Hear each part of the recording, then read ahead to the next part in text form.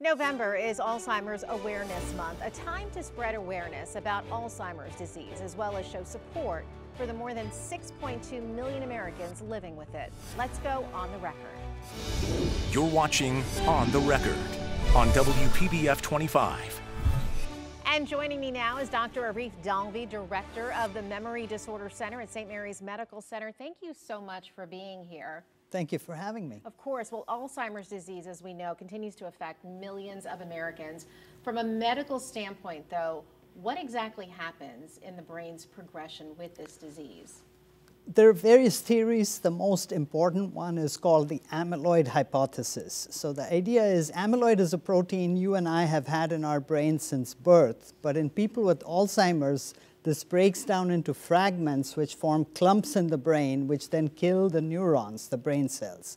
And over time, they kill enough neurons that it affects memory, judgment, other aspects of cognition, and really disables a person. We often hear about mild cognitive impairment as an early stage. How do you differentiate between normal aging and that? Normal aging is where you start to have occasional lapses of memory. You might forget the name of somebody who was introduced to you this morning. With mild cognitive impairment, this becomes more consistent. But at the same time, it is not at a level where it is affecting your day-to-day living. So you can still go to work, you can still pay your bills, but once it starts to affect activities of daily living, then you're at a level of dementia, and that itself can progress from mild to moderate to severe. And that's when you really need to start seeking help. I would argue seeking help at the mild cognitive impairment stage is the best time to see a neurologist, because that's the time we can help you the most. And that early, most people kind of brush it off. Here's the way to look at it. If you are to see a neurologist when you're at the stage of mild cognitive impairment, there's a lot we can do with respect to preventive strategies. So there's a chance 4 out of 10 dementias can be prevented by right lifestyle choices, but that has to be done very early in the course of the disease. Very early on. So prevention remains obviously one of the most important areas of focus. What evidence-based strategies, whether through lifestyle or diet or medication, have shown to be most effective? So the Lancet Commission in the United Kingdom have actually come up with a series of lifestyle factors, one of which, for example, is something that we often ignore, just change in your hearing as one grows older. 9 out of 10 dementias can be prevented by addressing that and correcting that. A good diet is extremely important. We always recommend a diet called a MIND diet, which is a version of a Mediterranean diet. And physical exercise should not be ignored, because that's one good way of preserving your brain. All good things we should be doing throughout our life. Now, in recent years, new imaging as well as blood-based biomarkers have really made earlier diagnosis more achievable for Correct. you doctors. How are these tools changing the way you identify Alzheimer's? So the traditional imaging tools like a brain MRI don't help us distinguish Alzheimer's disease from other forms of dementia, such as vascular dementia or others. The specific imaging technique that we're using is called PET imaging, and that too PET amyloid imaging. This actually identifies those amyloid plaques we spoke about, and that's how we're able to distinguish Alzheimer's from other disease states. The blood-based markers are still relatively early. The marker that we use, which has a higher level of accuracy, is to do a spinal tap, which is get fluid from your lumbar puncture procedure, and then analyze it again for an amyloid ratio that gives us an idea whether you're high probability or low probability for Alzheimer's disease. And how early on can that be detected? Again, we could do it as early as the mild cognitive impairment stage, because some of the newer treatments that are there, the IV infusion techniques that we have, the medications that have just been FDA approved in the past 2-3 years, the earlier you use these, the better the chance they have of efficacy. Is there a particular age where you start to see this appearing more often? The older you are, the more likely you will have some form of dementia, whether it's Alzheimer's or vascular dementia or others. There are occasionally very young patients. I've had a patient in her 40s with dementia, but this was because of a specific gene mutation that brought on the onset of dementia very early on. Typically, patients in their late 60s or early 70s is the sort of time span when you start to see these conditions. Now, we've seen the approval of new drugs designed to target specific plaques in the brain. What should patients and families really understand about these sorts of treatments, both benefits and I imagine there are some limitations as well? So there are two drugs that have been FDA approved. One is lecanemab, it's also called Leqembi. The second is donanemab, it's also called Kisunla. They work through antibodies against the amyloid plaques. The challenge with these drugs is twofold. One is that they have a risk of side effects. They're called ARIA side effects, amyloid-related imaging abnormality, which can present as a brain bleed or brain swelling. Secondly, they're IV infusions, and you have to go in twice a month or once a month for an extended period of time for it to be useful. Again, these drugs only work at a very early stage of Alzheimer's, and in fact, like I said, it might be even better to use these drugs at a mild cognitive impairment state. If you wait too long, it's not worth the risk that we pointed out in using these drugs. Doctor, we have about 30 seconds left. As we look ahead into the future, what are some research areas that you have found that perhaps hold potential? So one area my colleague Dr. Zucker and I are working on, we had a very successful project with focused ultrasound for Parkinson's disease, which was FDA approved a few months ago and now is available for patients with Parkinson's. We're expanding the use of focused ultrasound technology to Alzheimer's disease using low-intensity focused ultrasound, again, to address these plaques and hopefully to reduce the amyloid burden and thereby preserve the brain long-term. All right. Thank you so much, Dr. Arif Dalvi. We appreciate you joining us. Thank you again for having me. Well, coming up, we explore ultrasound technology in the fight against Alzheimer's. Perfect segue.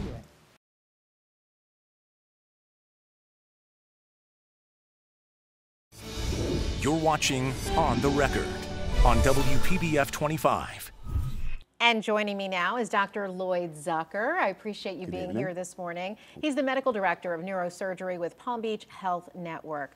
Dr. Zucker, for viewers who perhaps may be a little bit unfamiliar, what exactly is focused ultrasound? Literally what it sounds like. Ultrasound is what everybody is accustomed to and uses. If somebody was looking at a baby, they're going to look at the baby in the womb with ultrasound. This is a very specialized use of ultrasound where it's combined with the MRI. If you can imagine, the sun feels great.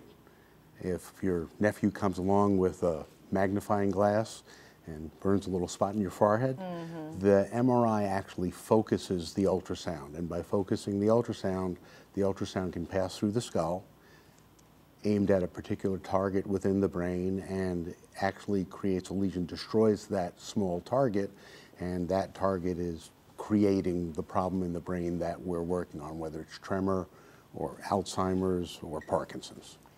We know Alzheimer's affects the brain's ability to clear toxic proteins. How is that focus-based ultrasound then being studied as a way to address or reduce the buildup? Part of the thought process is that the brain is not clearing the amyloid or the tau from the brain. By breaking that up, we think that the brain's natural clearance pathways can be utilized. So we actually are focusing the ultrasound itself on areas of the brain that we've identified with the PET scans for the amyloid to break up the amyloid itself and then let the brain try and clear that. There's also some studies that are looking at combining the focused ultrasound with monoclonal antibodies that you've heard about to enhance that clearance. That was my next question for you. How have early studies shown effectiveness and proven in terms of safety and precision? Anything that is released to the public goes through a stage where they are actually looking at safety and the performance per se. So you have a theory or hypothesis. You want to make sure it's achieving that. And then the final study or pivotal study is when you work on enough patients and follow them out actually a period of time so you can see that you're achieving the result that you tried to get. So clearance on the MRI, but hopefully a patient who either has stopped in their progression or hopefully even improved. Are there particular patients or perhaps certain stages of the disease where this treatment has proven to be more effective? It's really very, very early at this point in time. Our belief is that the early patient, mild cognitive impairment, this is a team. So I work with a neurologist, Dr. Dalvey, and those patients he identifies as being the optimal candidates are the patients that I work on. The study actually delineates which patients are going to be qualified for the study, and they're usually in the milder stages of the dementia, and that the other dementias, which you've heard about, have been ruled out. Is the hard part getting those patients in early enough? I think in most of the diseases, a lot of the diseases that I treat in neurosurgery that are within the brain, that is one of the issues, without a question, and it's identifying some of those patients. It's early identification and not kind of passing it off on just age or other things which we've all heard. Right, because I mean, we all can be forgetful, and as you get older, you walk into a room and you forget what you're there for. And occasionally when you start forgetting the name, you start really getting worried. Yeah, exactly. Yeah, I hear you. So how does focused ultrasound that we were talking about earlier compare to other emerging technologies out there? There's an umbrella which we call neuromodulation, which is using any form of energy, transcranial magnetic stimulation, focused ultrasound, deep brain stimulation, things that we do to alter how the brain's networks work that can all work on different disease states. But in terms of trying to clear amyloid, there's not another, either it's pharmacologic, it's the focused ultrasound, or it's a combination of both, and then learning what the impact on the brain's networks are and hopefully improving their function is what's going to really truly halt or reverse the disease. You mentioned this is still in the early phases. What is the long-term outlook at this point? You want me to dream a little bit? We can, right? Yeah, no, I mean, obviously the long-term outlook is hopefully to halt the disease. The absolute dream, the out of the park home run, would be reversing the disease. It really becomes how early can you identify the patient and at what stages are different kinds of treatment appropriate. So I think the most precious thing to all of us is our memory. Yeah. So being able to lengthen our functional time, for lack of a better word, that would be the dream. It sure would. Well, Dr. Lloyd Zucker, thank you so much for Pleasure. your time and for your input on this. Thank you for having me here. We appreciate it. You bet. Well, next, we talk about families dealing with loved ones and their diagnosis.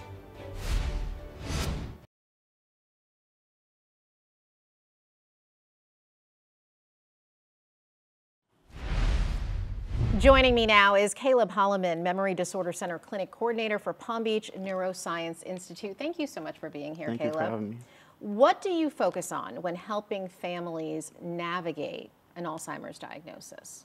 Yeah, so initially a Alzheimer's diagnosis or any dementia diagnosis can be a lot to take in. It's a lot for the patients. It's also a lot for the families. We definitely encourage them to take some time with processing all of the emotions that they're going to have with that. Fortunately, there isn't typically any time-sensitive decisions that they have to make. So we really want them to not only be educated on the diagnosis, but then also what to expect and what not to expect in terms of with the disease progression. I mean, I would imagine the first important thing is really just to educate themselves. Yeah, definitely education on community resources that will be available to them to help support them with some of that initial emotions that come with the diagnosis, supportive groups that are out there or individual therapy, but then also educating them on the abundance of resources that are available to kind of help alleviate some of that initial stress they might have. What kind of guidance or information is the most critical, do you think, to pass along to those families? Yeah, I would definitely say that it is important for us to make sure that the families leave the clinic knowing about all of the resources that are out there in the community. As a part of the memory disorder clinics here in Florida, there's 17 clinics that we work in collaboration with the Department of Elder Affairs and then also the local area agency on aging.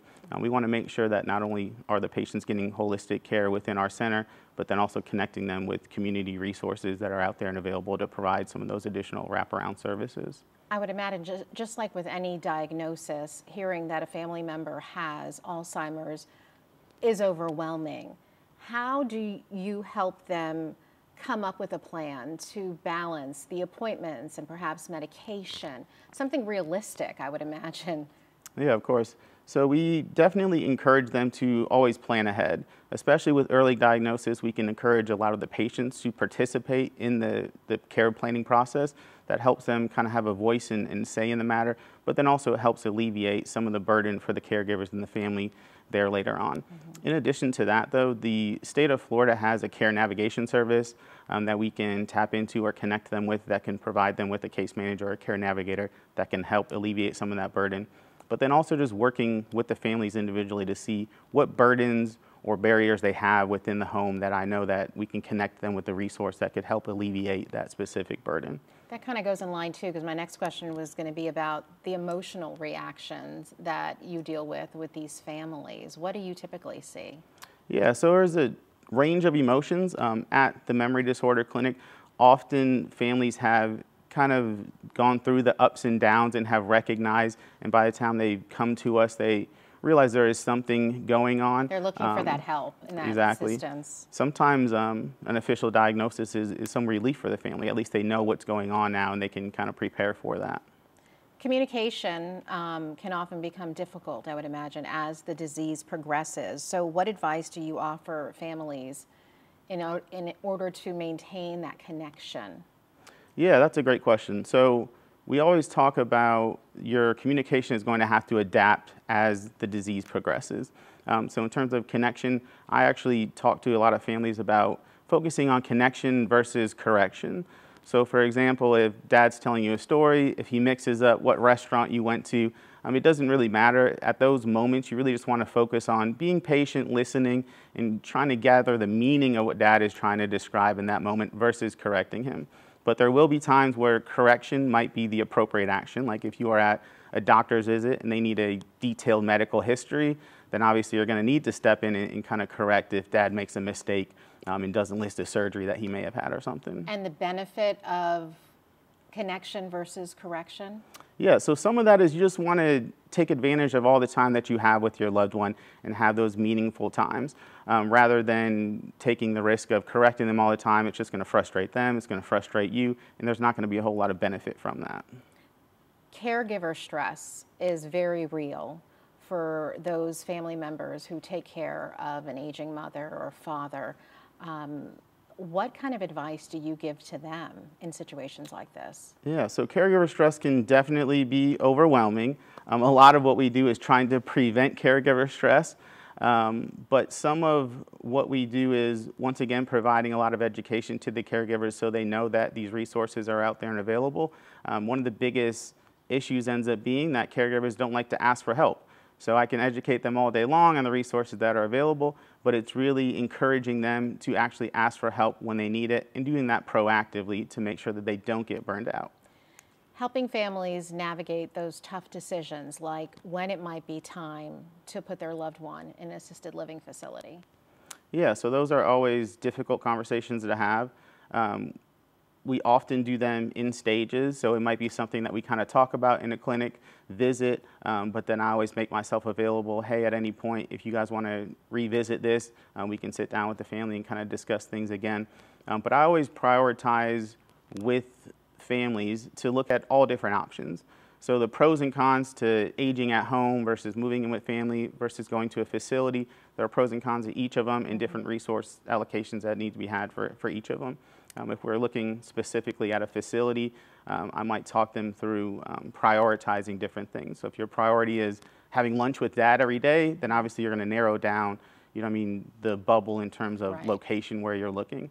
If you're looking for certain amenities, you might look further out then. So really prioritizing what, is important to them. What the most important thing is to the family. Caleb Holloman, I appreciate you being here. Thank you for all of that knowledge Thank you. and information. It will definitely be very helpful for some of our viewers.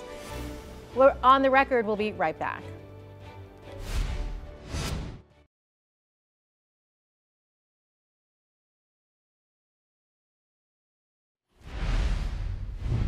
Thank you for making us part of your morning. As always, we encourage you to be part of our discussion each and every Sunday right here at 10 a.m. Have a wonderful day. We'll see you again next Sunday.